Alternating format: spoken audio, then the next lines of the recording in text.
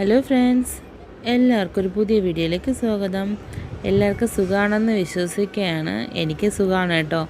പിന്നെ സ്കൂളുള്ള ദിവസം ആകുമ്പോൾ അറിയാമല്ലോ, മക്കൾ വിടേണ്ട ഒരു ബുദ്ധിമുട്ടും കാര്യങ്ങളൊക്കെ ആയിരിക്കും എല്ലാ അമ്മമാർക്കും.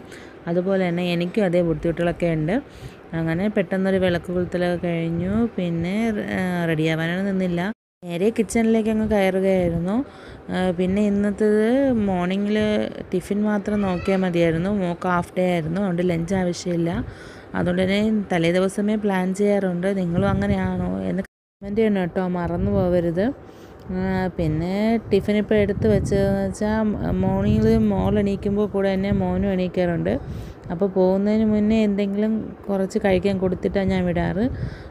സ്കൂളിൽ കൊണ്ടുപോയിട്ട് ഫ്രണ്ട്സിനൊക്കെ അവൾ ഷെയർ ചെയ്ത് കഴിഞ്ഞാൽ പിന്നെ എന്താ അവൾ കഴിക്കണമെന്ന് എനിക്കറിയില്ല. അതുകൊണ്ട് തന്നെ കുറച്ച് കഴിച്ചിട്ടേ വിടാറുള്ളൂ. പിന്നെ കൂട്ടത്തിൽ മോനും കൊടുക്കും, അതുകൊണ്ടാണ് ടിഫിൻ എടുത്ത് വെച്ചത്. പിന്നെ മോളെ റെഡിയാക്കി വിട്ടു. ഇതാണ് ഇവിടുത്തെ യൂണിഫോം. പല്ലവി മോൾസിലാണ് അവൾ പഠിക്കുന്നത്, ഹൈദരാബാദിൽ. അങ്ങനെ അവളെ യൂണിഫോം കാണിച്ചു കൊടുക്കണമെന്ന് പറഞ്ഞു. അതുകൊണ്ടാണ് പ്രത്യേകിച്ച് 1-2 ഫോട്ടോസ് എടുത്തിട്ടത്.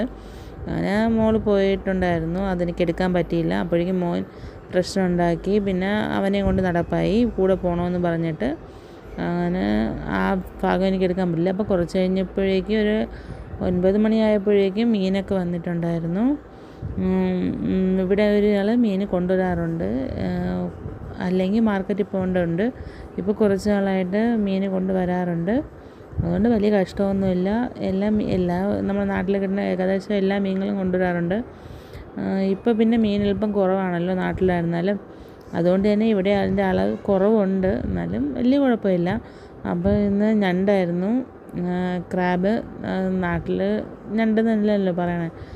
അപ്പോൾ ഇവിടെ അങ്ങനെ ഞണ്ട് കിട്ടാറൊന്നുമില്ല. ഞാൻ പിന്നെ ഇത് മോൾ കുറേ നാളോട് പറഞ്ഞിട്ട് ഞാൻ പറഞ്ഞു വിട്ടിട്ട് കൊണ്ടുവന്നതാണ്. അങ്ങനെ ഇന്ന് എന്താണെന്നാലും ഇതിൻ്റെ ഒരു കറിയായിട്ട് ആക്കാമെന്നുള്ള ഇതായിരുന്നു ഉച്ചത്തേക്ക്. അങ്ങനെ കൊണ്ടുവന്നു. അതിനെ വെട്ടി ക്ലീനാക്കി ഇവിടെ തരും. നമ്മൾ പിന്നെ കൊണ്ടുപോയി കഴുകിയെടുത്താൽ മതിയാവും. പിന്നെ അതിന് ഒന്ന് ഉപ്പൊക്കെ ഇട്ട് 2-3 വെള്ളവും നല്ല വൃത്തിയായിട്ട് കഴുകിയെടുക്കുക. എന്നിട്ട് നമുക്ക് അതിൻ്റെ കുക്കിംഗ് തുടങ്ങാം. ആദ്യം ഒരു ചീനച്ചട്ടി, അല്പം ഞണ്ടായതുകൊണ്ട് തന്നെ അല്പം സ്പേസ് ആവശ്യമാണ്. അതുകൊണ്ട് ചെറുതായിട്ടൊന്നും എടുക്കരുത്, അല്പം ഒന്ന് വീതിയുള്ളത് നോക്കിയിട്ട് നിങ്ങൾ എത്ര വാങ്ങിയിട്ടുണ്ടോ ഞണ്ട് അതിൻ്റെ സൈസിനനുസരിച്ചുള്ള പാത്രം എടുക്കാൻ ആദ്യം ശ്രദ്ധിക്കണം. അപ്പോൾ ഇന്ന് ഇതിന് തേങ്ങാപ്പാലൊഴിച്ച് കറി വയ്ക്കാമെന്നാണ് ഞാൻ കരുതിയിരിക്കുന്നത്. ഇത് യൂട്യൂബിൽ കണ്ട് എനിക്ക് ഇഷ്ടപ്പെട്ടൊരു വീഡിയോ കണ്ടിട്ട് ഞാൻ അതേ റെസിപ്പിയിൽ തന്നെ ഉണ്ടാക്കാൻ നോക്കുകയാണ്. അപ്പോൾ ഇങ്ങനെയാണ് ഉണ്ടാക്കുന്നത്. അപ്പോൾ ഇങ്ങനെ തേങ്ങാപ്പാൽ ഒഴിച്ച് ഇങ്ങനെ 1-2 പേർക്ക് അറിയാവുന്നവർ ചോദിച്ചപ്പോഴും, ഞാൻ ഫസ്റ്റ് ടൈമാണ് ഉണ്ടാക്കുന്നത്, അതുകൊണ്ട് ചോദിച്ചപ്പോഴും തേങ്ങാപ്പാൽ ഒഴിച്ച് വയ്ക്കുന്നത് നല്ല ടേസ്റ്റാണെന്നാണ് പറഞ്ഞത്. അപ്പോൾ അതുകൊണ്ടാണ് ആ റെസിപ്പി തന്നെ എടുത്തത്. ആദ്യം നമ്മൾ സവോളയും പച്ചമുളകും ആദ്യം എണ്ണ ഒഴിച്ച് നമ്മൾ ചൂടാക്കുക. അതിലേക്ക് കരിവേപ്പില ഇട്ടിട്ട് സവാളയും പച്ചമുളകും ഇട്ട് നല്ലോണം ഒന്ന് വഴറ്റിയെടുക്കുക. അത് കഴിയുമ്പം ഒന്ന് വഴണ്ട് വരുമ്പോഴത്തേക്കും മുളക് പൊടിയും പച്ചമണം മാറുന്നത് വരെ ഒന്ന് വഴറ്റിയെടുക്കണം. മുളക് പൊടി, മല്ലിപ്പൊടി, മഞ്ഞൾപ്പൊടി, കുറച്ച് കുരുമുളക് പൊടി, ഇതെല്ലാം കൂടി ഇട്ട് നന്നായിട്ടൊന്ന് വഴറ്റിയെടുക്കണം. വഴണ്ട് വന്നു കഴിയുമ്പോഴത്തേക്ക് ശകലം ഒന്നൊരു ഉലുവ പൊടി ഇട്ട് കൊടുക്കണം. പിന്നെ ഒരു തക്കാളി അതിലേക്ക് അരിഞ്ഞ് ചേർത്ത് കൊടുത്ത് നന്നായിട്ടൊന്ന് വഴറ്റിയെടുക്കണം. അതിനുശേഷം ഒന്ന് ചെറിയ ചൂടുവെള്ളം ഒഴിച്ചു കൊടുക്കാൻ ശ്രദ്ധിക്കണം, പച്ചവെള്ളം ഒഴിക്കരുത്. ചെറിയ ചൂടുവെള്ളം ഒഴിച്ചു കൊടുത്ത് നല്ലതായിട്ടൊന്ന് തിളച്ച് വരുമ്പോഴേക്കും നമുക്ക് കഴുകി വൃത്തിയാക്കി വെച്ചിരിക്കുന്ന ഞണ്ട് അതിലേക്ക് ഇട്ട് കൊടുക്കണം.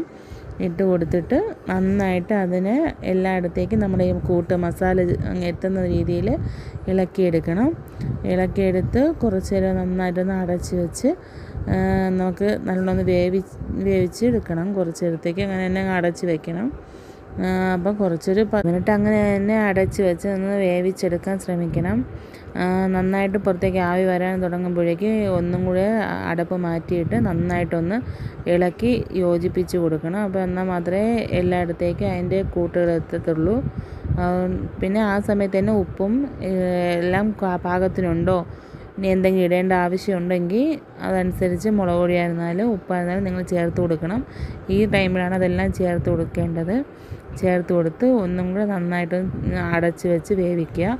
അതിനുശേഷം തേങ്ങാപ്പാലൊഴിച്ച് ഒന്ന് അടച്ച് വെച്ച് എടുക്കുമ്പോഴേക്കും തുറന്നിട്ട് അതിനെ ഒന്ന് തേങ്ങാപ്പാലൊഴിച്ച് ഒന്നും കൂടി ഒന്ന് നന്നായിട്ട് തിളപ്പിച്ചെടുക്കുക. ഇത് 1-ാം പാലൊന്നുമല്ല, ഒരു പാലേ ഞാൻ ഒഴിക്കുന്നുള്ളൂ. അപ്പോൾ നിങ്ങൾ അതുപോലെ നോക്കിയാൽ മതി. ഒരു പാലെടുത്താൽ മതി. ഒന്നാം പാലല്ല, അല്പം കട്ടി കുറഞ്ഞ രീതിയിലുള്ള പാൽ മതി അത് വെന്ത് വരേണ്ടത്. ആ വെള്ളത്തിൽ കിടന്നതിന് നന്നായിട്ട് വെന്തുകൊള്ളും. അപ്പോൾ ആ രീതിയിൽ ഒന്ന് വേവിച്ച് നന്നായിട്ട് എടുക്കുക. അപ്പോൾ ലാസ്റ്റ് കുറച്ച് കരിവേപ്പിലയും കുറച്ചൊരു കുരുമുളക് പൊടി ഇട്ട് കൊടുക്കാൻ മറക്കരുത്. ഞാനത് ഇട്ടത് നിങ്ങൾക്ക് ഇതിൽ ഞാൻ ആഡ് ചെയ്തിട്ടില്ല, അതുകൊണ്ടാണ് പ്രത്യേകിച്ച് പറയുന്നത്. അത് ചെയ്യാൻ ശ്രദ്ധിക്കണം. പിന്നെ ഇഷ്ടപ്പെടുകയാണെങ്കിൽ കമൻറ്റ് ചെയ്യണം.